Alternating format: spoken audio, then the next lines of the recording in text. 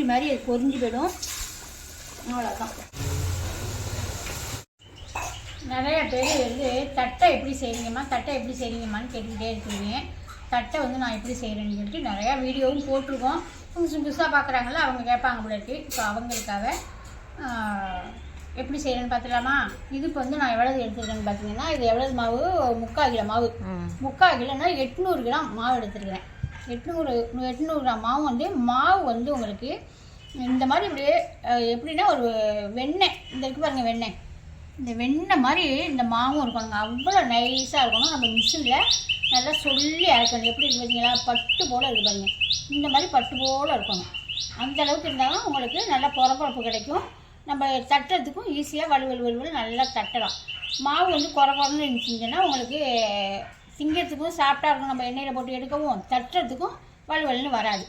மாவு தான் உங்களுக்கு மெயின் காரணம். நல்லா பட்டு போல் அரைச்சிக்கோங்க. இது எவ்வளோ 800 கிராம் சொல்லிட்டேன்னா, அந்த 800 கிராமுக்கு ஜாமான் எவ்வளோ எடுத்துருக்குன்னு பார்த்துலாமா? மிளகாய் வந்து ஒரு 8 மிளகாய் எடுத்து வச்சுருக்கேன். 8 மிளகாய், ஒரு 1/2 ஸ்பூனுக்கிட்ட மிளகு எடுத்து வச்சுருக்கேன். ஒரு 50 கிராம் பொட்டுக்கடலை எடுத்து வச்சுருக்கேன். இதை ஃபஸ்ட்டு போய் நுணுக்கிட்டு வந்துடலாம். நல்லா பட்டு போல் நுணுக்கிட்டு வந்துடலாம்.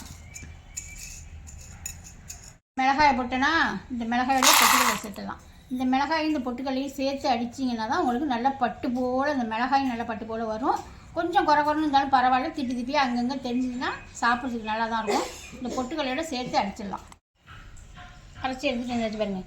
மிளகு, பட்டை மிளகாய், பொட்டுக்கடலை இதை இதில் சேர்த்துக்கலாம். தண்ணி விடுது. இது சேர்த்துட்டேன்னா இப்போ இதுக்கு தேவையான கடலைப்பருப்பை ஒரு 2 மணி நேரம் ஊற வச்சு சேர்த்துக்கலாம். நல்லா ஊறிடணும் கடலைப்பருப்பு. இதுக்கு வந்து அளவு உங்களுக்கு எவ்வளோ கடலைப்பருப்பு வேணுமோ அவ்வளோ சேர்த்துங்க. நான் திட்டமாக சேர்த்துக்கிட்டேன். எள்ளு நம்ம புடச்சிக்கிறது சுத்தம் பண்ணி அப்படி தான் வச்சுருக்கோம். அதில் எள்ளில் ஒரு ஸ்பூன் எள்ளு,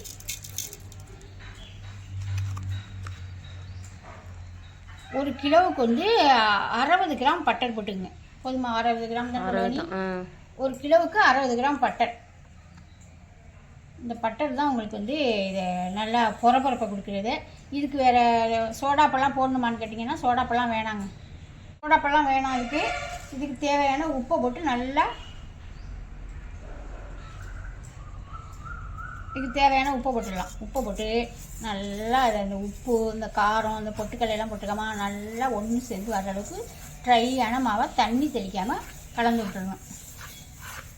தண்ணியே சேர்க்காமல் இப்படி கலந்து விட்டிங்கன்னா நல்லா ஒன்று போல் உப்பு சேர்ந்துடும். நல்லா கலந்து கொடுத்துட்டேன்னா நல்லா எல்லாம் ஒன்று சேர்ந்துட்டு, இந்த போட்ட பட்டர் எல்லாமே ஒன்று சேர்ந்துட்டு நம்ம தண்ணியை ஊற்றிட்டு நீங்கள் அந்த மாதிரி பிணைஞ்சிங்கன்னா அங்கங்கே திப்பியாக இருக்கிறதுக்கு சான்ஸ் இருக்குது. இந்த மாதிரி நம்ம ட்ரையான மாவில் இந்த மாதிரி கலந்து விட்டோம்னா எங்கே பார்த்தாலும் ஒரு மாவு இல்லாமல் உப்பு எல்லாம் கரெக்டாக ஒன்று சேர்ந்துடும். இப்போ தண்ணியை சேர்த்துக்கலாம்.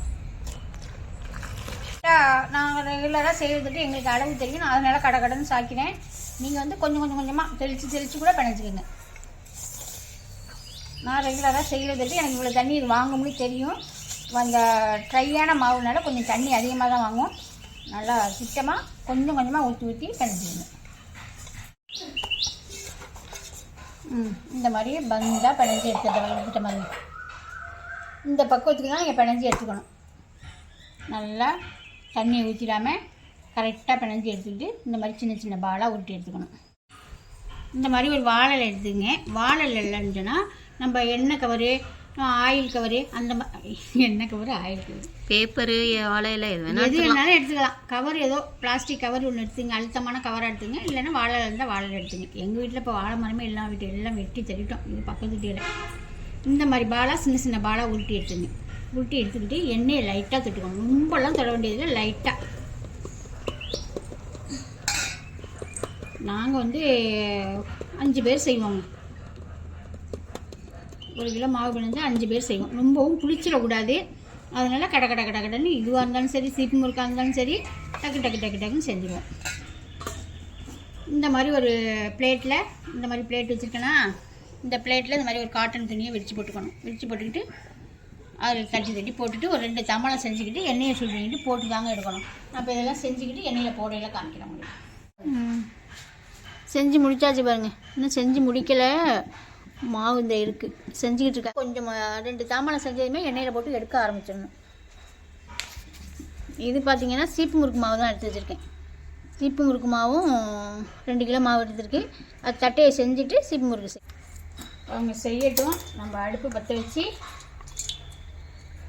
போட்டு எடுத்துடலாம். எண்ணெய் சூடாகிறதுக்குள்ளே பாதி செஞ்சிடலாம். நிறைய பேரில் யாராவது ஒருத்தர் 2 பேர் என்னக்காய் யூஸ் பண்ணுவீங்க அப்படின்னு கேட்குறீங்க.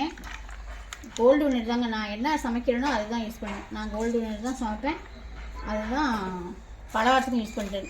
இன்னும் 2 நாள் இன்றைக்கி செய்கிறேன்னா நாளைக்கு செஞ்சுட்டு எண்ணெயை மாற்றிடுவேன். அவ்வளோதான். இன்னொரு பாக்கெட் எண்ணெய் வேணும். 3 லிட்டர் ஊற்றணும். எண்ணெய் நல்லா சூடாயிடுச்சு.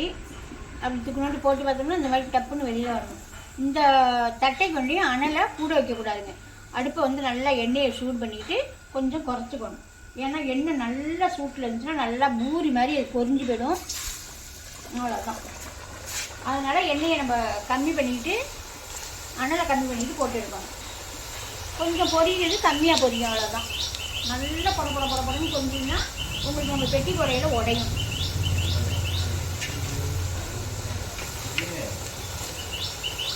கரெக்டாக சூப்பராக செஞ்சு முடிச்சாச்சுங்க. நான் கரெக்டான அளவில் சொல்லியிருக்கேன். நீங்களும் அதே மாதிரி பார்த்துட்டு செஞ்சு அப்படியே ஒரு டப்பாவில் அள்ளி வச்சுக்கிட்டிங்கன்னா ஒரு ரொம்ப நாளைக்கெல்லாம் அந்த தட்டையை பொறுத்தவரை ரொம்ப நாளைக்கு வச்சுக்க முடியாது. ஒரு 15 நாளைக்கு வச்சுக்கலாம். அவ்வளோதான் வச்சுக்கலாம். அதுவுமே நான் செய்கிறது மாதிரி நல்லா ட்ரையாக சுத்தமாக நல்லா கிட்ட காமி நல்லா எண்ணெய் இழுக்காமல் இந்த மாதிரி இருக்கணும். நல்லா இந்த பொரிஞ்சு இந்த பொரிஞ்சதுல இதுலாம் எண்ணெய் இழுத்து வச்சோம். அந்த மாதிரி எண்ணெயெல்லாம் இழுத்து வச்சுருந்துச்சுன்னா ரொம்ப நாளைக்கு இருக்காது. சீக்கிரம் காற்று அடிக்க வந்துடும். அதனால் சோடா பழம் போட்டிங்கன்னா எண்ணெயை இழுத்துக்கும், கார் அடிக்கும். நான் செஞ்சது மாதிரியே செஞ்சு அள்ளி வச்சுக்கிட்டிங்கன்னா பிள்ளைங்களுக்கு சாயந்தரம் ஸ்கூலுக்கு வந்து அள்ளி கொடுத்து விடலாம். காலையில் ஸ்நாக்ஸ் டப்பாவில் அள்ளி போட்டு கொடுத்து விடலாம்.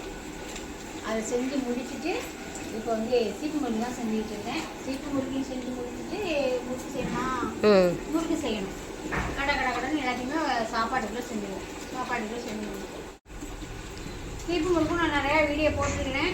இன்னும் யாருக்கும் வேணும்னாலும் கரெக்டான அளவுகளோட சொல்லுங்கன்னு யாராவது கேட்டுட்டு தான் இருப்பாங்க. இன்னொரு நாளைக்கு நான் செஞ்சு காமிக்கிறேங்க. இப்போ வந்து நான் 2 கிலோ 3 கிலோ மாவு எடுக்கிறேன்னா அதுக்கு உங்களுக்கு சொன்னால் தெரியாது. எனக்காவது 1 கிலோ மாவு எடுக்கிற அன்றைக்கி கரெக்டாக நான் செஞ்சு காமிக்கிறேன். இது நம்மள்ட்ட ஃப்ரீ ஷிப்பிங்கில் போயிட்டுருக்கு. மாவு ஐட்டம், மசாலா ஐட்டம் எல்லாமே நம்மள்ட்ட இருக்க அனைத்து ஐட்டமுமே ஃப்ரீ ஷிப்பிங்கில் போயிட்டுருக்கு. வாங்கிக்கலாம். இப்போ வாங்க இதெல்லாம் செஞ்சு முடிச்சுட்டு நம்ம வீட்டில் சமையல் என்னன்னு பார்த்துடலாம். பலகாரம்லாம் செஞ்சு முடிச்சுட்டு எல்லாம் தாம்பாளத்துலேயே ஆற வச்சுட்டு வந்துட்டேன். இப்போ மதியான சாப்பாட்டுக்கு வந்து என்ன செஞ்சுருக்கோம்னா பருப்பு உருண்டை குழம்பு சூப்பராக இருக்கு பாருங்க. அப்படியே துவையல் மாதிரி நல்லா சுட சாதத்தை தட்டில் வச்சு அப்படியே எடுத்து சாதத்து மேலே அப்படியே அள்ளி வச்சு பிரட்டிக்கிட்டு சாப்பிட்டோம்னா அவ்வளோ சூப்பராக அருமையாக இருக்கும். நான் 2 முருங்கைக்கீரை வந்து இந்த உருண்டைகளையும் சேர்த்துருக்கேன். அப்புறம் வந்து கொஞ்சம் கீரை இருந்துச்சு. அதை நம்ம இறக்க போகும்போது அதில் அப்படியே லைட்டாக மேலால் தூவி அப்படியே அடுப்பு ஆஃப் பண்ணிட்டேன். சூப்பராக அந்த முருங்கைக்கீரை வாசத்தோட அந்த பருப்பு உருண்டை குழம்பு அவ்வளோ வாசமாக இருக்குங்க.